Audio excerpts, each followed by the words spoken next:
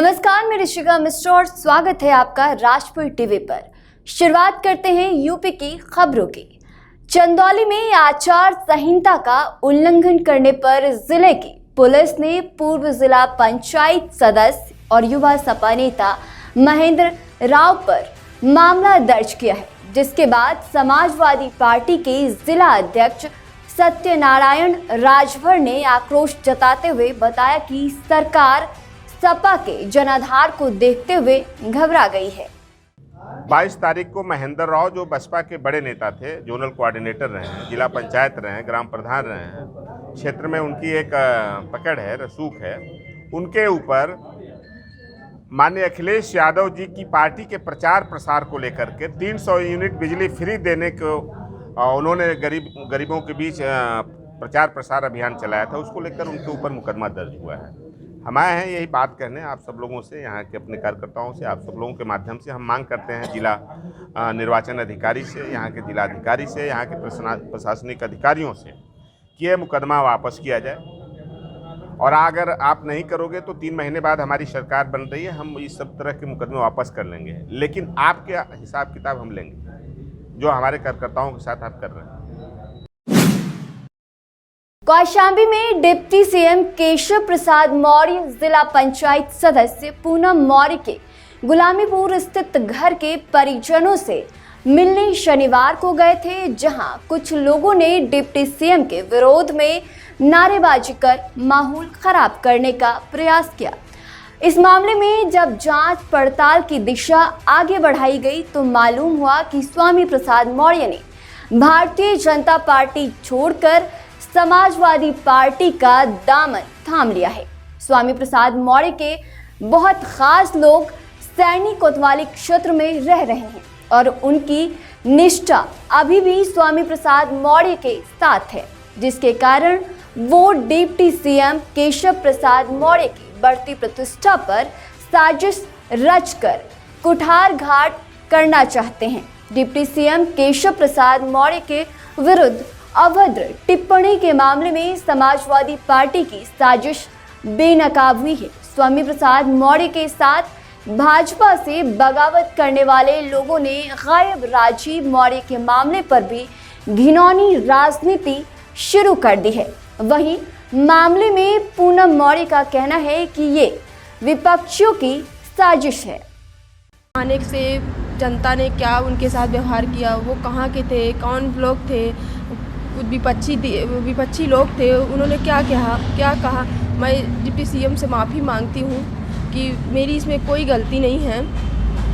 उन लोगों ने आके क्या कहा, क्या नहीं कहा है, मैं उसके लिए उनसे क्षमा मांगती हूँ। और जिन लोगों ने आके यहाँ पे ढेर सारा बवाल फैलाया है, आप उन लोग से सवाल करिए, प्लीज़ मुझसे मत करिए। और आप लोगों का काम ये है कि आप मेरे पति को ढूंढ के लाइए, किसी भी हाल में लाइए, कहीं से भी लाइए, पर उनको ढूंढ के लाइए। अमेठी के शिव प्रताप इंटर कॉलेज में टीईटी परीक्षा की प्रथम पाली में नकल करते हुए छात्र पकड़ा गया। वहीं छात्र इलेक्ट्रॉनिक डिवाइस के साथ पकड़ा गया। बताया जा रहा है कि परीक्षा के दौरान कक्ष निरीक्षक ने संदेश के आधार पर आंतरिक सचल दल की तलाशी के दौरान युवक को पकड़ लिया था। युवक को प्रशासन ने अपनी कस्टडी में लेते हुए ज्वाइंट मजिस्ट्रेट संजीव कुमार मौर्य और पुलिस क्षेत्राधिकारी अर्पित कपूर ने पूछताछ शुरू कर दी है। जो है इन्विजिलेटर के परिप्रेक्ष्य में उसको संदिग्ध हुआ, तो उन्होंने जो है सूचना दी। बाद में उसकी फिर चेकिंग कराई गई और उसके पास जो है ब्लूटूथ डिवाइस पाया गया जो उसके कान में था। अभी वर्तमान में जो है स्टूडेंट को CSC भेजा गया है वो निकलवाने के लिए, और इसमें आवश्यक पुलिस कार्रवाई की जा रही है। संभल जिले में पुलिस की बदमाशों के गैंग से 2 अलग अलग थाना इलाकों में मुठभेड़ हुई। मुठभेड़ में पुलिस की गोली से 25-25 हजार के इनामी 5 बदमाश पुलिस की गोली से घायल हुए, जिन्हें पुलिस ने गिरफ्तार कर लिया। वहीं मुठभेड़ में बदमाशों की गोली से एक सिपाही भी घायल बताया जा रहा है। सभी घायल बदमाश और घायल सिपाही को इलाज के लिए अस्पताल में भर्ती कराया गया है। मुठभेड़ में गिरफ्तार बदमाश चंदौसी थाना इलाके में कुछ दिन पहले व्यापारी से हुई 5 लाख की लूट के मामले में भी शामिल हुआ था। कल मुरादाबाद जिले के थाना मूड़ा पांडे के अंतर्गत एक बदमाश को गिरफ्तार किया गया था, जो एक व्यापारी के साथ लूट का प्रयास किया था। उससे जब पूछताछ की गई तो 5 अन्य नामों का खुलासा हुआ था, जिनके ऊपर 25-25 हज़ार रुपये का इनाम किया गया था। इनकी चेकिंग और इनको पकड़ने का अभियान चलाया जा रहा था। तो आज सुबह थाना असमौली के अंतर्गत इनका पूरा गिरोह एक जगह से निकल रहा था, वहाँ पुलिस टीम के द्वारा रोका गया। तो इनके द्वारा पुलिस के ऊपर फायरिंग की गई।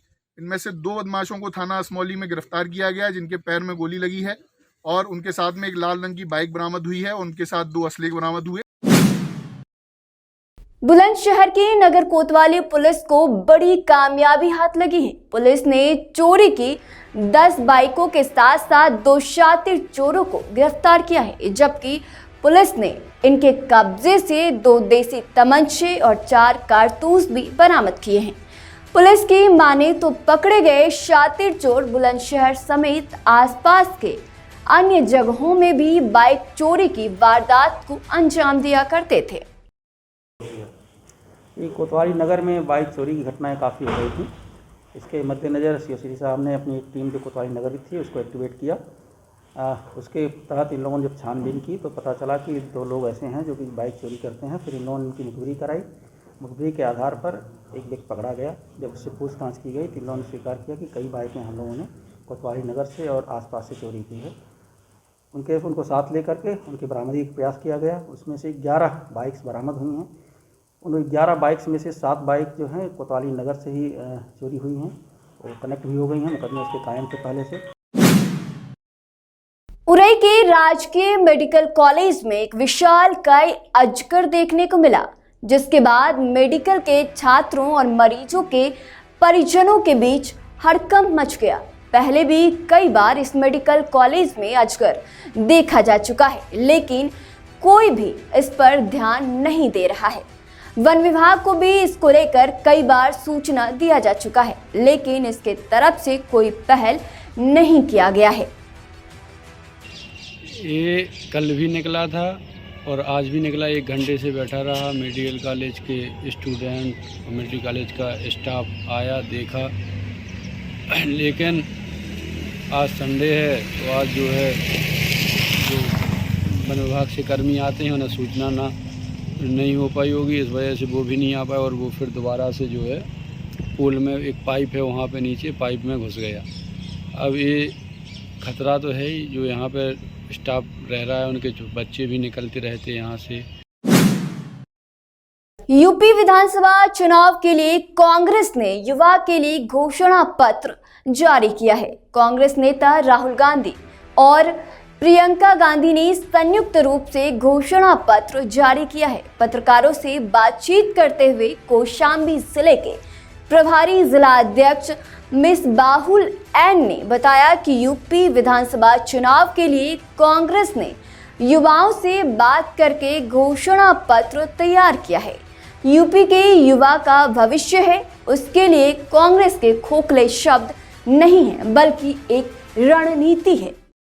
कल हमारे राष्ट्रीय नेतृत्व की तरफ से एक घोषणा पत्र जारी हुआ है। उसके संबंध में जो चीज़ें घोषणा पत्र में की गई हैं उसके लिए आप मीडिया के माध्यम से हम जनता तक अपनी बात को पहुंचाने के लिए इसी बात के लिए हम प्रेस कॉन्फ्रेंस रखते हैं। संभल के चंदौसी क्षेत्र में 8वीं वार्ड टिकट देकर एक बार फिर भारतीय जनता पार्टी ने अपनी विधायक गुलाब देवी पर विश्वास जताया है, लेकिन बीते 5 सालों में ग्रामीण अंचलों में वादे करने के बाद भी विकास कार्य करना तो बहुत दूर की बात है, कभी भी किसी की समस्या को भी नहीं सुनी गई। और उत्तर प्रदेश की शिक्षा राज्य मंत्री गुलाब देवी प्रचार प्रसार के लिए 5 गाड़ियों के साथ लोगों का जत्था लेकर क्षेत्र में पहुंच गई, जहां पर ग्रामीणों ने जमकर उनका विरोध किया है और विरोध करते हुए प्रदर्शन कर और साफ तौर पर कहा है कि भारतीय जनता पार्टी गलत नहीं है, जहां पूरा गांव प्रत्येक चुनाव में पार्टी को सपोर्ट करता है, लेकिन पार्टी से मिले टिकट की दावेदारी गुलाब देवी को वोट नहीं दिया जाएगा। एक चीज बताओ, जब हम इन्हें मतलब पूरा गांव सपोर्ट से लेकर वोट तक बीजेपी का है टोटल, ठीक है, और किसी अन्य पार्टी का वोट नहीं है यहाँ पर, ठीक है। उसके बाद बीजेपी सत्ता में होने के बाद, केंद्र में मंत्री होने के बाद, मौजूदा विधायक होने के बाद इस गांव में एक भी सड़क, एक भी नाला आज तक तैयार नहीं हुआ इनसे। हर बार वादा करके चला जाएगा, तो हर बार वादा कर देती हैं। इनके पास एक बार इन्होंने 5 साल में क्या किया है कि ये सड़क पास हो गई आपकी, वो सड़क पास हो गई आपकी, ये नाला पास हो गया आपका, लेकिन आज तक हुआ नहीं। ऐसे ही तमाम खबरों के लिए देखते रहिए राजपुर टीवी, सबसे पहले भारत।